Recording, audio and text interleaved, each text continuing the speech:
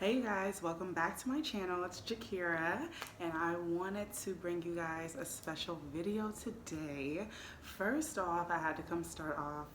I know I look a little different. Okay, I've been getting the comments. If you guys don't follow me on Instagram, I have literally chopped all my hair off and bleached it, okay, and dyed it to like this honey brown. That was what I was going for, and so it came out very nice. Now my roots are starting to come back and the girl's like, yeah, so it's time to go another color. So we are going to be doing that very soon, but I wanted to come give you guys a video because first of all, this video is very long overdue. I was supposed to have this video out like last week, and I just wanted to come right. I wanted to come prepared. I wanted to make sure, like, information wise, detail wise, I had everything in order, and so I kind of wrote everything down and how I wanted to go about this video. And so it will be like a part 1, part 2, just so you guys are aware, because normally my videos are pretty long, but this video is going to be a lot longer. So in order for it to get uploaded a lot faster, I was like, okay, we gotta cut the time, okay?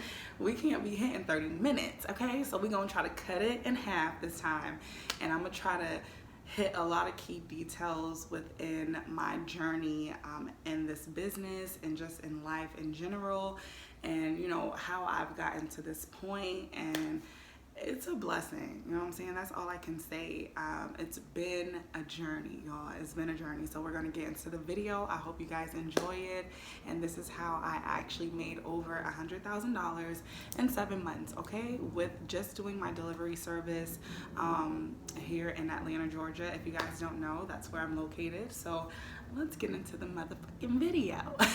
Okay, so I wanted to make this video a prime reason because I have been just overlooking my life, and now that we're going into 2021, which is so crazy, like, I'm trying not to curse, but it's so fucking crazy, y'all, that we're about to be in 2021. It was already crazy that we hit 2020, but I think this year just being, you know, crazy as it was, it's like now we're going to a new year, and now it's like a whole fresh vibe, and it's like, this is crazy. We're in a whole nother year, but this is like 21, like 21, what?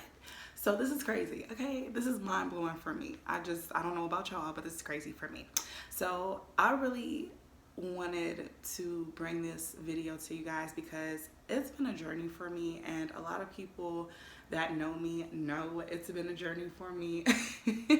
And I think I have definitely the right to do a video like this because I have came from nothing, you guys. Nothing, not having a goddamn thing, no money, broke as hell, like nothing, okay? Struggling, to being an independent single mother, okay? Shout out to my women out there that's mothers, okay, taking care of their business. Shout out to my fathers too, my single fathers. What's up, y'all? Anyways, but I've, you know, started a business and have ran my business now, going into my first year with this delivery service. But with my other business, with just in the industry, I've been in this industry for 2.5 years now, and so me just growing every day and every month and every year in this industry and learning so many new things and it changing up, it's like I felt like it was a need for this video and how I got to this point, because a lot of people are confused. A lot of people are like, what the fuck, like like, we know your situation, so how you went from there to here, okay? Like, let's get into it. So since y'all want to be nosy as fuck, okay, I decided to get into this video, and I wanted to do this video for you guys, not to obviously be like, okay, here for you guys, like, here's my explanation, like I have to owe you something, but I think this is just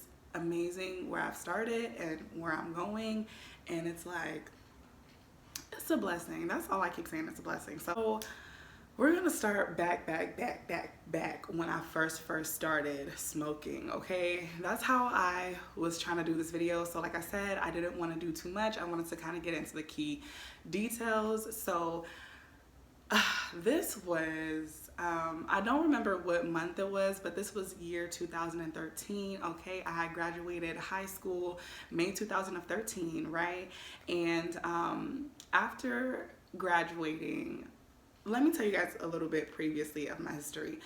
I've always been that child, like, do-goody. Like, I always did what my parents told me to do. I always was respectful. That's how I was raised, you know what I'm saying? Like, that's just how my household was. We were raised to be respectful. We didn't, you know, talk out of the way, you know. As we got older into our teenage years, you know, you know, started getting our attitudes, but we were still respectful to our parents. Like, it was just that you are respectful, that's it. So like, that was in my household. We don't do drugs, we don't do none of that. Like, so when I got into college, when I had graduated May of 2013, you guys, and I went to Houston and I went to Texas Southern University. Okay, no, I did not graduate, so that's not my alumni. I cannot claim like that, but I do claim I went there, and I did have obviously an amazing time.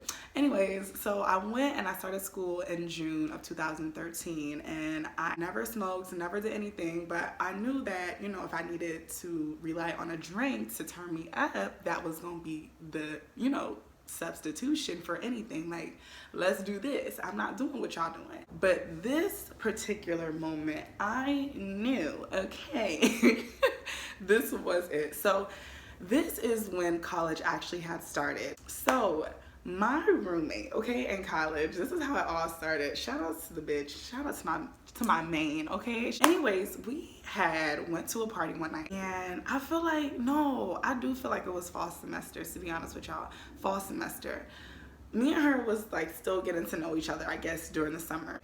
So I know it was this time, it was September, if I'm not mistaken, of 2013, same year. So we into the fall semester. We went to this kickback. That's what we call our college parties. You know, we don't call it really house parties. We call it a kickback in college. So we went to a kickback, right? And we got to the party. Y'all already know, when we walked in, the apartment was clouded, okay? I don't even know how to describe it. Like, it was just so clouded and smoky, and you just caught contact automatically. So I was like, okay, like, I'm gonna be high, like, for real, like, this is not gonna be it. So me and my roommate decided to go sit down. Started, hey, what's up, girl? Da-da-da, what's up? Da-da-da, hey, what's up, y'all? And what's up, pass the joint? Okay, y'all got the idea. So it gets on her, right? And she passed it to me, and she's just like, hit it. And I'm like, you know me, I'm not trying to really be chicken, you know what I'm saying? Like, this is a party, and I'm trying to not be like lame, but at the same time, I didn't want to try it. So it wasn't like, it was like, damn. It wasn't one of those situations where it's like, damn, this is pressure. Like, I really don't want to do this, but I have to do it. You know what I'm saying? Like, I did want to actually get a good social try that I really might enjoy. I took the joint, I hit it. Y'all, I think it was the weed I was smoking, because when I hit that bitch, I realized I loved weed, okay? I hit that bitch again, okay? I remember this specifically, okay? Because this is something you don't forget. Like, when you try something the first time, you remember your first time, okay? Everything, don't matter. First kiss, first everything. So I remember, y'all, hitting that the first time, and my brain just having like some magical, sparkly type, like, that's literally how I felt. Like, I was in a magic zone, like, and I was like, let me hit this shit again. And I hit it again, right? And I'm like, oh my God, bro. And you know, when you in a party, you can't be keeping it to yourself. You gotta keep passing it, bro. So these people's like, okay, like, are you gonna keep going? And to me, I felt like I had it for like a good 10 minutes, you know what I'm saying? And since then, y'all, that's been it, okay? That's been my stress reliever. That's been my boyfriend. That's my everything, okay? Weed is my everything. So it took me some years, okay? It took me a couple of years because I was the type of person to just buy weed, spend money on weed, and that was it. You know, like a normal person would. Like, okay, you got some weed, but I'm getting it from you. Like, okay, you got some weed, I'm getting it from like, and like I said, I never really had smoked before. So going to college and having that experience and then really enjoying it and then having the access to just kind of cop it from anybody or get it from whoever that had it. And I was like, okay, can you just make sure it's good stuff? Like, my roommate, if she watches this video, she would tell you, like, bro, she would say, can I get some stuff? Like, I would not say anything else but that. I'm like, I don't want people to know what I'm trying to say, huh? But you know what I'm saying. Can I get some stuff? Make sure that stuff is good, too. Because if it's not good, we gonna have a motherfucking problem. Give me that. This way. Here. Now, okay? It took me a while to really realize, because I was going through so much shit, you guys. A lot of shit that I had to really sit down and say, if I'm going to continue doing this, if I'm going to continue smoking weed, if I'm going to continue really like making this a consistent daily thing. And to me, I didn't want to make it seem like I had a habit. Like the people around me was like, oh, this bitch got a habit. You know what I'm saying? Like, she got a problem. This bitch smoke every single day. Like it's not a day that doesn't pass that she's not blowing some kind of tree. Like what is she doing? So to me, it was like, it really was a stress reliever. Like I really went through it. So it was like, weed was my escape. You know what I'm saying? Like it made me not think about shit. It really kind of made me be in a mindset to where it was like things are really, it's gonna get better. Like I had to make some type of living if I was gonna continue putting money like I was into it. Like I said, I was smoking every day, so I would get me like a little 3-5 or something, and this was like every day. And you know, college, people trying to make their money too, but it is kind of cheap. So I think I was paying like $25, maybe $30 for a good little sack. And I was like, okay, but in college, we're broke, okay? We don't have money, okay? So where are you getting $30 from every day? We're broke in college. What are you doing? We're eating ramen in cafeteria, the lunch. Like, you're not going out and buying food. So where are you getting this $30 to go buy weed, okay? What are you doing? I was doing work study, okay? I wasn't doing nothing strange for a little piece of change, nothing like that. But, okay, I did do some work study. I was working for the money. I just spent all the money on the weed, okay? It was all gone. So I knew that if I was gonna keep doing this and if I wanted to live a nice life and wear nice things and, you know, enjoy my life but still consume the way I wanted to, I was gonna have to put some type of investment into this. And so I really thought about it because I had started my first business and it was 420 Canna Girls. If you guys aren't aware, that was like my event where I would do cannabis events. Like I said, we're kind of passing on a couple of years, so we're moving on into when I actually got into the business. I kind of gave you guys an outline of how it started. So now we're getting into me really taking the time and saying, hey, why are you putting this money into it when you can actually be making money from it and getting actually more, you know, stuff for yourself? It didn't take me until like getting out of college and having a couple of jobs, and I had my daughter and I moved back to Alaska. And like I said, during all that time, it was a lot going on for me. So weed was my medicine for everything, like everything. I kept me some weed, okay? When I got back to Alaska, when I was having my daughter, this was when I was about like 20 years old. I got back to Alaska, and in Alaska, it's recreational and it's medical. So you can literally go to the dispensary and buy your shit however you want to, when you want to. I really kind of got fascinated with weed and how it became such a big industry and how people seen it in a whole different light instead of seeing it just as a drug. And so I knew for me it wasn't a drug. Like I knew it was something more, but people seem like this bitch is an addict. Like she's smoking weed, she's on drugs, she got problems. I knew that's what they was thinking. I just know, okay? I know this thing. I just knew it was more beyond that. And I wanted to figure out what was all these people doing to make this money, but also to bring such a positive light to something that was seen so negative at one point, like at one time. That's what really sparked my interest. And for me, when something sparks my interest, and if I'm really interested and I want to get into it, I'm really going to start doing a lot of research. I'm going to, try to figure out things, the laws, just little things like that, because I want to know how people are getting into this shit. And so I would really go to dispensaries and ask people questions and spend like at least 15-30 minutes just talking to people. I even worked at a dispensary for a couple of weeks, and I really got to know more about cannabis. That's when I started changing it up. I really wasn't like, this shit is not weed, it's not marijuana, or this shit not no drugs. This is cannabis. This is like a whole professional like plant, okay? Cannabis. What are we talking about? So it really sparked my interest. And so after leaving Alaska, gaining my knowledge and, understanding that I can really make a business and make money and really help people, I really wanted to do that because I enjoyed doing it myself. So it was like, why not help other people learn the benefits and effects rather than the negatives about what they think or what assumptions they've had in their head for all these years. And so Atlanta became medical for CBD. It was very, very small. It became medical for CBD and THC, but it was like THC oil, and the level was so fucking low, like 0 point something.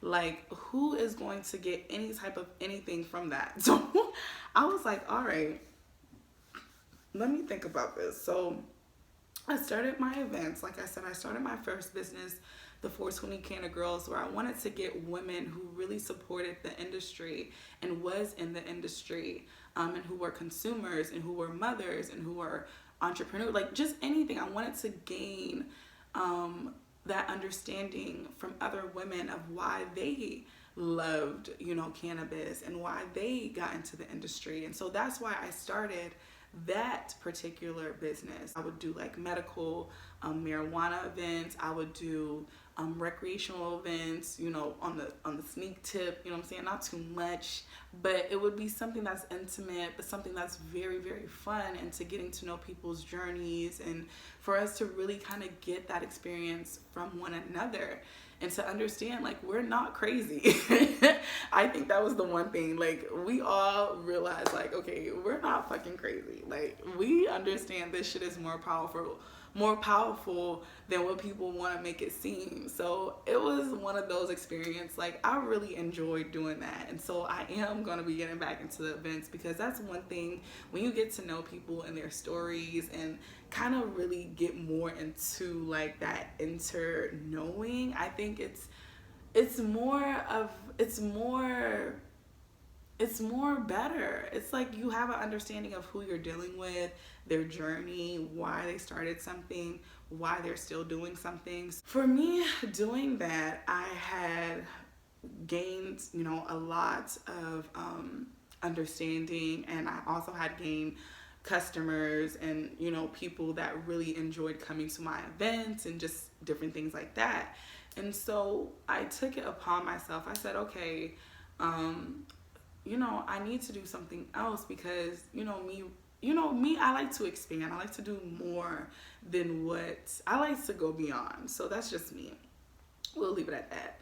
And so I really felt like I needed to do something more than just events. I really needed to kind of get people to understand something. So it was crazy that the pandemic, everything had happened, because I had quit my job. I had planned on moving to Texas, because I was like, I'm gonna go to Texas and I'm gonna kind of start what I was doing here out there. I knew it was going to be a lot harder because I'm in Texas and they don't play that shit. But I was on a mission. I was like, I'm going to figure out a way to make it happen. What I'm doing out here, I'm going to do out there. So I had my whole plan set out. I was like, I'm going to move. I'm going to go to Texas. I had quit my job. I told my mom I was leaving, you know, everything. I can't do Atlanta anymore. I got to go. So after me doing that, the pandemic happened and I was like, shit, I might have to hold on. You know what I'm saying? And I knew that finding work wasn't going to be the easiest thing now that, you know, basically the whole fucking world was shut down and nobody was working. So I was like, okay. And we already know what I was doing at these times. Like, what the fuck am I gonna do? Like, we was planning a whole move. Like, we was doing shit. This is all Trump's fault. Because I'm like, what am I gonna do? Like, I really don't have anything going. I quit my job, and my job was at the airport. Let me tell you that. I was at the airport. So, you know the airport gonna continue to go. It don't matter. You still gonna have a job. And it did matter because we had also a limitation of how many people could be there. But I knew that I still had a job if I would have stayed. You know what I'm saying? But I didn't know we were gonna have a fucking pandemic. So I was like, that shit. And it's not that I left on bad terms, but I just knew that I wasn't going back. Like, in my mind, I was like, okay, I'm done. I'm not doing this. I'm moving. And when your mind is set on something, it's just like, okay, that's it. Like, I'm not doing this. So I was like, I have a car, you know what I'm saying? And I had connections in Alaska, and I also had connections out here that I had knew that were very, very, very, very good connections that were very reliable, and their product wasn't no local product. Now, this is not no local shit. I knew their product was coming from somewhere else, and it was good product. And so I took it upon myself and I said, let me sit down and come up with a service that can really help people, especially during this time that we're going through. And so when I don't know how I came up with this delivery service, you guys. I don't even know how. I think God put it in my mind and was like, just do this. Do this. It's going to help you, okay? And it's going to help them. So just do this right now because we all need you. So my mind, I came up with the delivery service, and that's how that started. So